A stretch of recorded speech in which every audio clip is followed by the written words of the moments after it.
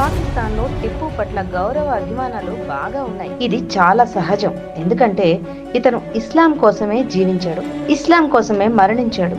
పాకిస్తాన్లో ఒక వీధికి కూడా టిప్పు పేరు పెట్టారంటే ఆశ్చర్యపోనక్కర్లేదు. భారత్పై ప్రయోగించేందుకు పాకిస్తాన్ టిప్పు పేరు మీద ఒక క్షిపణిని కూడా తయారు చేసింది. టిప్పు సుల్తాన్ ఒక మతోన్మాది, ఎంతో మంది హిందువులను పొట్టనబెట్టుకున్న నరహంతకుడు.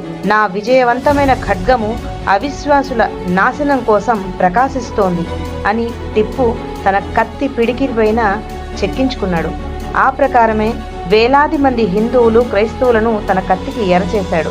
ఎందరినో బలవంతంగా మతం మార్చి బానిసల్ని చేశాడు.